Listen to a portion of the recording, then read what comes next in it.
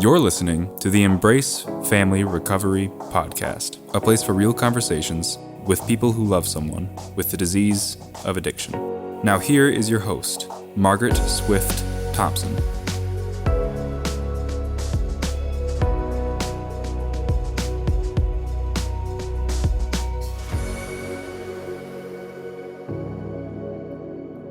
Welcome back to the Embrace Family Recovery Podcast.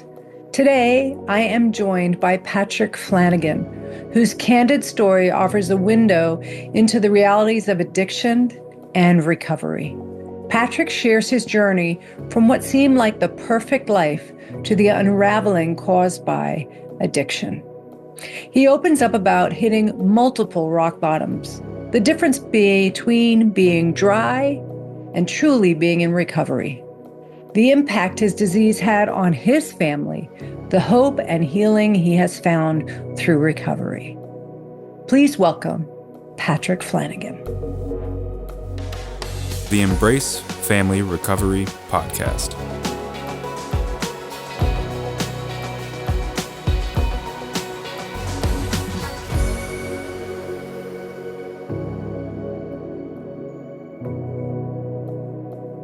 So one of the things, Patrick, I'm really actually excited. I don't think I've had anyone on so far who works on both intervention side or sober living. So like you're going to bring in some real good information for families who love someone with the disease.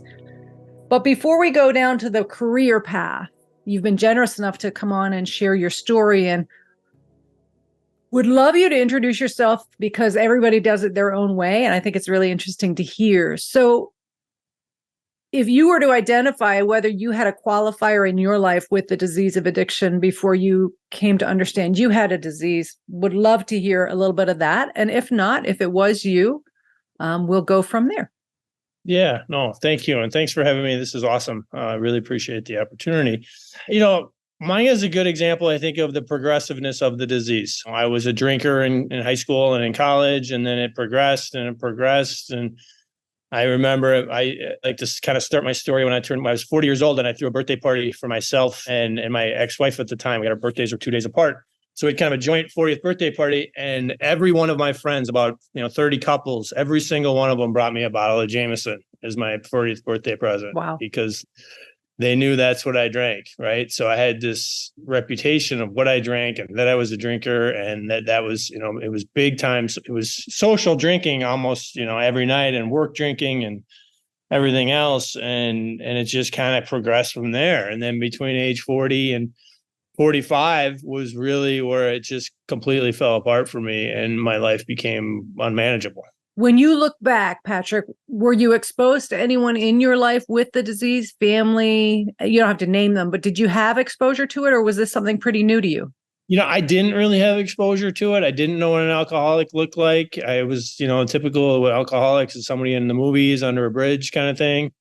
My mother's father died when he was in his 40s.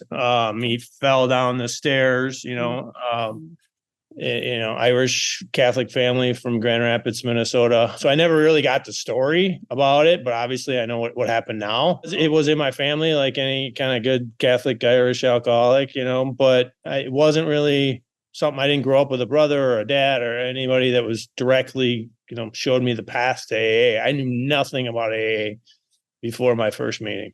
Okay. So when you look back, you've mentioned Irish a few times.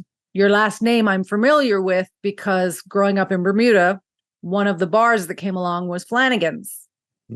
Yeah. So the good Irish name that went along with a bar. When you got to that point of that birthday party, were you even thinking this is a concern, or were you like, great, they know me? Were you there? Yeah, I didn't. It wasn't a concern because from the outside looking in, it looked great, right? I had a fairly successful career in financial markets. I had a nice house in a good neighborhood, kids at private schools, white picket fence. I mean, from the outside, it looked awesome. And from the inside, it was, a house of cards, and I was burning my life down. But, I just kept saying, well, how could it be that bad if I've got this, if I've got that, if it looks like this, if I live in this neighborhood, that kind of stuff. And it all, I look back on it now and it's all just kind of crazy. But at the time, I just thought, it can't be that bad. Everything's good, nice cars, private schools, the whole deal. So I'm going to move you forward and then back because I think this is interesting for families to hear too. The understanding of an alcoholic was someone under the bridge, very classic to many of us who didn't know anyone in our family. You then go forward and you have the looks outside of the home, the career, the family going okay. No major problem. Behind doors, there were things starting to crumble, I'm sure. How many people do you come across who that's their story? Is that rare? Is that common? Is that the norm? I come across it a lot. And I do these interventions, and every time I do one in a nice suburban neighborhood or a fancy condo downtown, I drive in and I think to myself, man, like I'm only one person and I'm getting called for this one intervention. Like how many people out there are struggling? Because it is everywhere.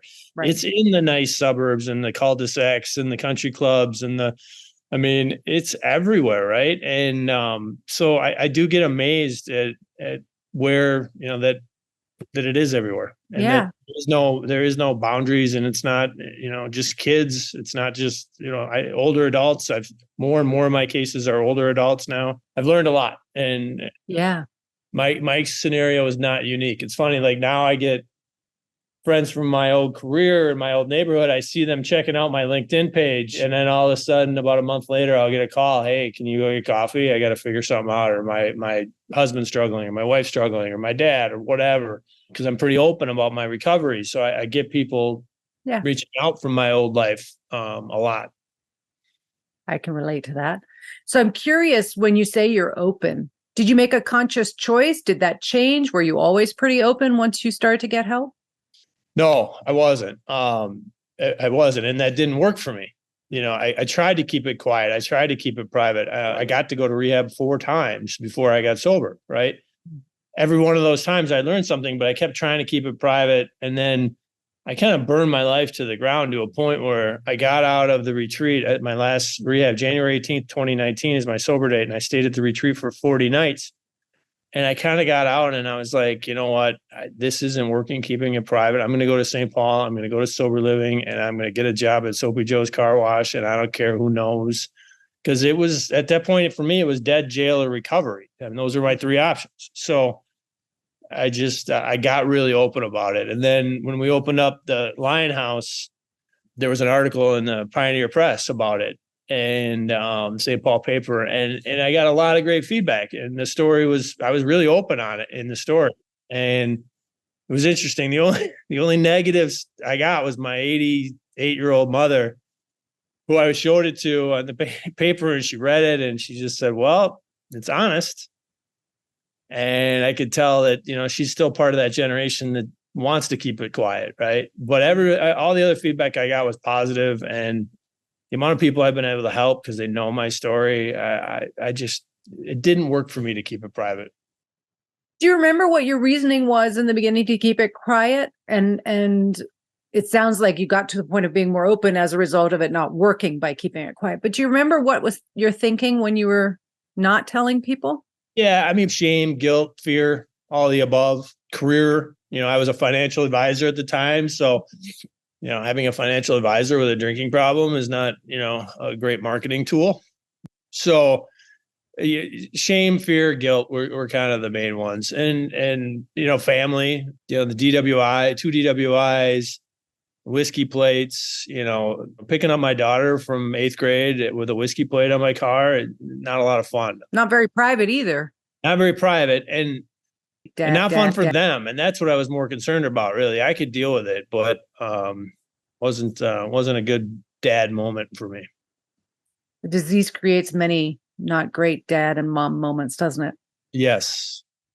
So after your birthday, you get the Jameson. At that point, it's kind of like life's going fine, not a big deal. It's what I do like. They know me well. When does the first bottom come, if you like? I know we can keep digging, and it sounds like you had a few because you had numerous rehabs, but when was the first wake-up call or I've got to do something? When did that happen? Yeah, I did have a few bottoms or wake up calls. The first one came when my now ex-wife did a intervention, just a couple friends, not professionally done, and basically said, either you're going to go to Hazelden or I'm going to call a lawyer. Okay. And I wasn't given much option in between. So I went to Hazelden and I sat in the back of the room, angry at the world, angry at her, angry at me, just angry at the world. And I sat there for 30 days and I didn't listen to a thing and didn't learn a thing really, except that, I was an alcoholic but I was just so angry. It just didn't matter. Nothing got through to me at that time. So that was my first kind of, wake up call. But the following 3 years were just a complete and utter disaster. So you came out of that and you kept going for 3 years, drinking or not drinking? Yeah. Oh, yeah. I mean, drinking in and out, pretending, lying, cheating, anxiety, the whole deal. I mean, got out of that stint at Hazelden, went to a sober house, got kicked out of that sober house, went to my sister's basement, my brother's basement, a friend's couch. And then I lied enough to get my way back home in the guest bedroom of my house. It was my son's senior year of high school, my daughter's junior year. And I moved back in right before the fall. My son was captain of the high school football team, and I wanted to be there for that. And I actually stayed dry for the following 8-9 months. Okay. I didn't get sober. And, right. and I talked to families a lot about the difference between dry and sober, because I was still that angry, just pissed off at the world guy. And I wasn't going to meetings. I didn't get a sponsor. I didn't really engage with AA, but I didn't drink for a while. Mm-hmm. And that turned, after about 8-9 months of that, living in the guest room with a, marriage falling apart, it just, by the spring, it turned into a complete disaster again. And I found myself in a detox an hour outside of Philadelphia, because at that point, my ex-wife had brought in a professional interventionist, who is, ironically enough, now my mentor and one of my best friends. Kind of wild how that happens, right? It's pretty crazy. Yeah. He's been pretty awesome. He's helped me build my practice, and he's just an amazing man. This podcast is made possible by listeners like you. Hi, everyone. I am Margaret Swift Thompson of the Embrace Family Recovery podcast. I wanted to jump on in this bumper and just share how grateful I am that each and every one of you has chosen to listen, review, share this podcast. My intention is that anyone impacted by the family disease of addiction will get the opportunity to feel less alone and understand more about their journey and the disease with which they grapple one day at a time. If you would be so kind as to follow, subscribe, whether it be to the podcast platform or YouTube, if you would share with at least 3 friends this episode or any episode of the podcast. And also, if you have not written a review of the value you get from this podcast, please do so. That means so much to me and helps more people out there who won't know about this podcast without us doing this get an opportunity to find the support they so deserve. I appreciate you, and I thank you. Take care of you. You're listening to the Embrace Family Recovery podcast. Can you relate to what you're hearing? Never miss a show by hitting the subscribe button. Now back to the show. So let's clarify for the listeners, for those family members who are wondering, what is the difference between dry and in recovery? I know you described it in your terms of what you weren't doing, but how would you describe it if you were sitting with a family who was asking you, what is the difference? Yeah, serenity and happiness, right? And being happy and being serene and being, part of, as opposed to not involved. I'm an active 5 years sober. In January, I go to 2 meetings a week. I was at one of them this morning. I sponsor guys. I have a sponsor.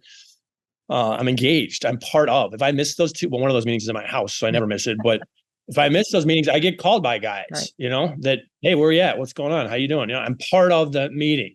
And I think that my serenity and happiness and purpose are way different. Dry is just, you can be angry, and bitter and pissed off and not drink. And eventually, if you're an alcoholic like me, you're going to drink again because you're just so angry. So that the difference for me is really engagement with AA. And I went to a lot of therapy early on in my recovery. I'm a big fan of getting a good therapist as well as AA. Mm-hmm. So it's all the behaviors a family might observe in their loved one, minus the alcohol consumption or the drug consumption. Yeah, sitting on the couch in the corner room, staring at the TV every night and not wanting to engage with family, not wanting to go to family things, having a short temper, the whole deal, and not being engaged with the family, even though you're dry. Right. You don't want to talk about the past. You don't want to talk about the future. You're just stuck. And it's just a miserable place to be dry and be an alcoholic that's dry and not sober. Yeah. And I think in my own recovery story, being abstinent and in a recovery with community and people, I gained skills and tools to help me manage the disease differently than if I was trying to just sit there and tolerate the misery that it creates in my life without using what numbs me. Yeah. Yeah. And so I think that to that point, and I think from an Al-Anon perspective or a family member's perspective, it's very similar. People who don't engage in family recovery often suffer resentment, anger, mistrust, all of the symptoms that are natural as a loved one. They don't get to heal them because they're constantly looking at their alcoholic or addict to make them feel better than trying to find that way for themselves.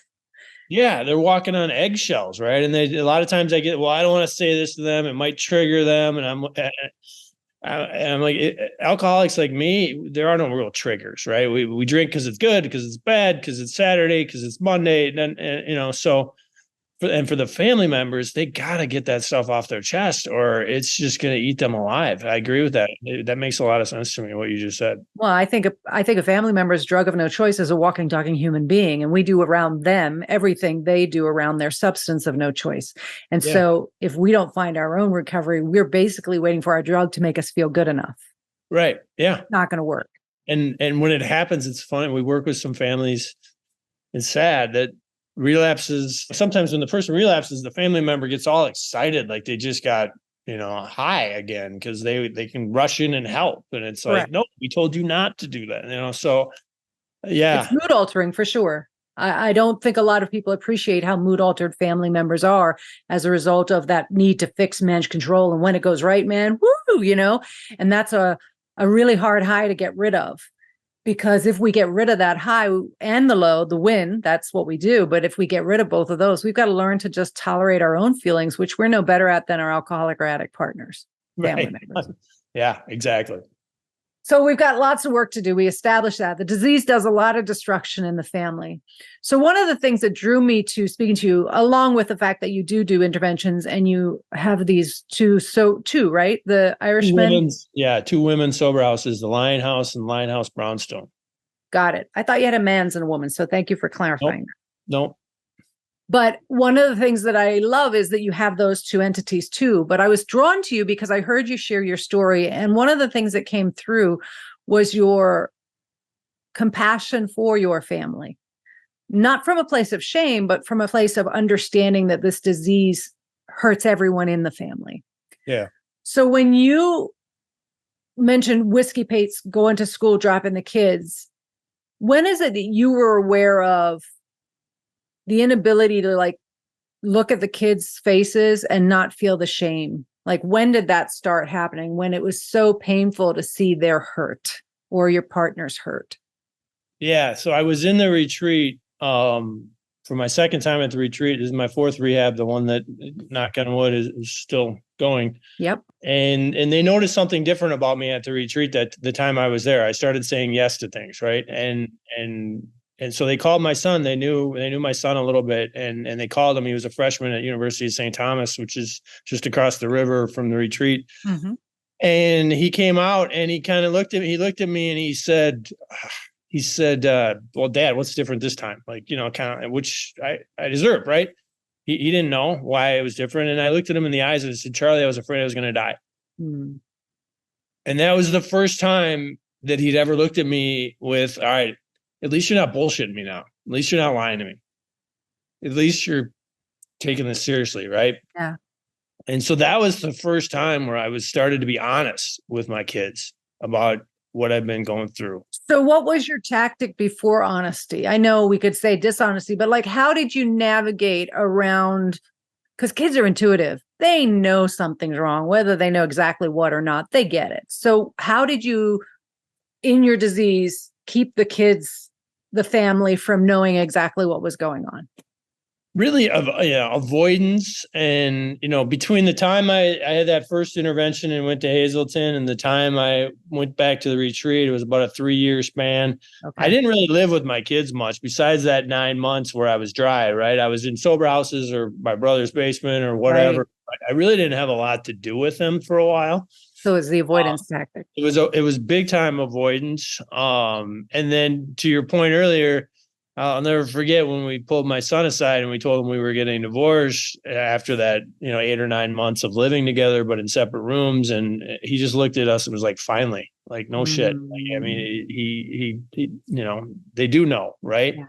Yeah. And then, so I just kind of avoided it. And wasn't really part of their lives for about 3 years. Okay.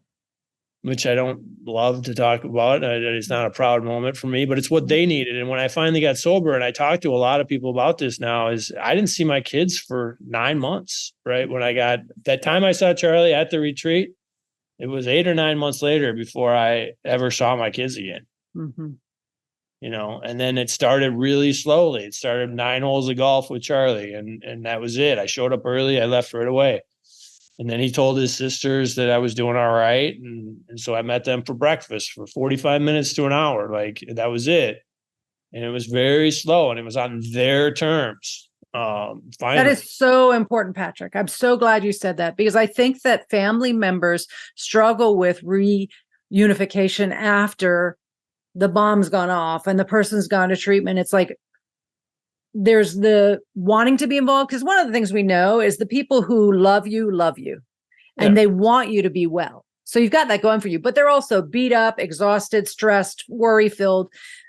But I love that you went in slow. I've worked, as you know, many years in the treatment world, and many parents will get into a rehab center and be like, okay, I'm going to be super parent now, and I'm going to start disciplining. I'm going to show up and I'm going to get involved. And I'm like, you've got no credibility. Your disease has destroyed your credibility. You can't go in hard like that, because they're just going to be like, well, who are you to tell me? Yeah. 100%. Somewhere along the line, you figured that out, or we're given such good sound suggestions to go in slow and let them be in charge, which I think is beautiful and brilliant, because you're allowing them to take risk, but not dive in too hard. And you're not requiring of them to embrace you when they're not ready. Yeah, it didn't. I tried in that 3 years where I was in and out and lying to people.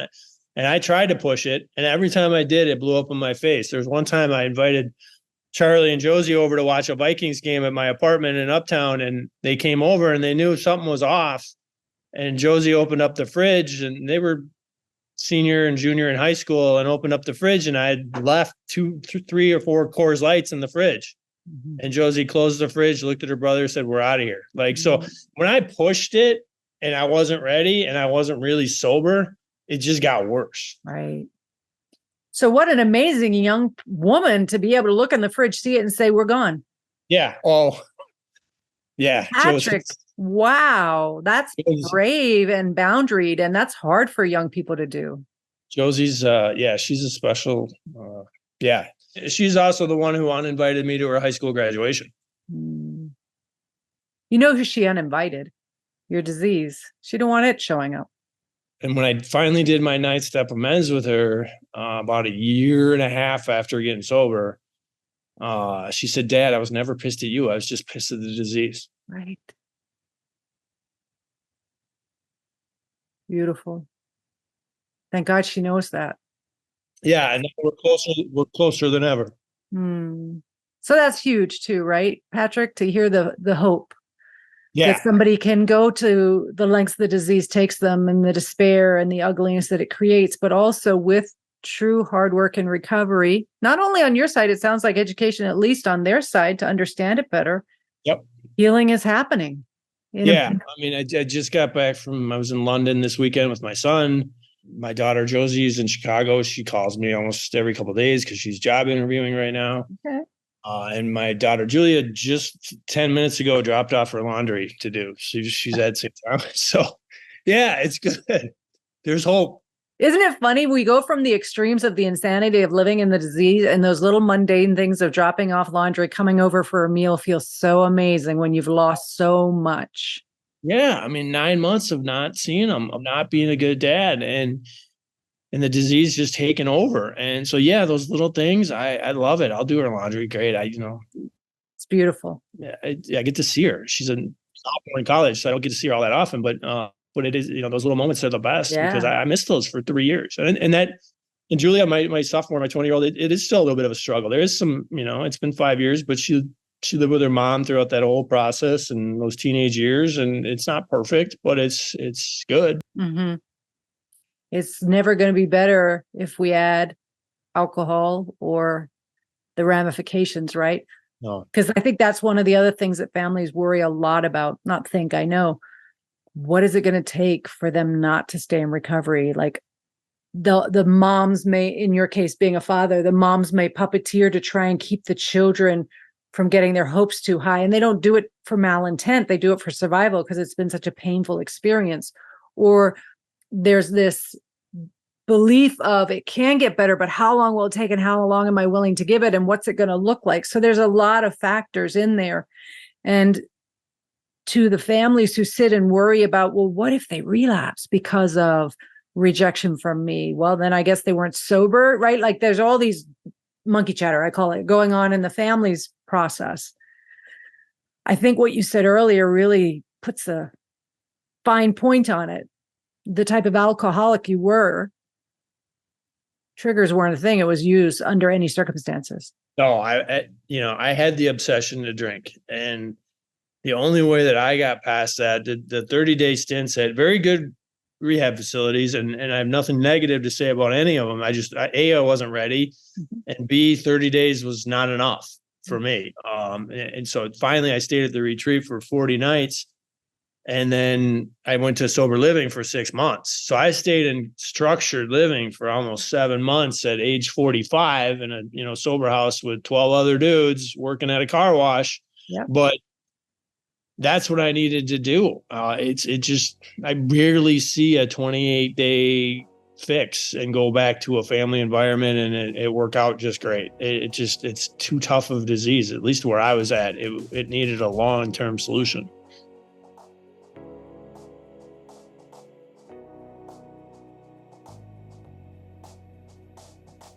Join me next week when I continue my conversation with Patrick Flanagan.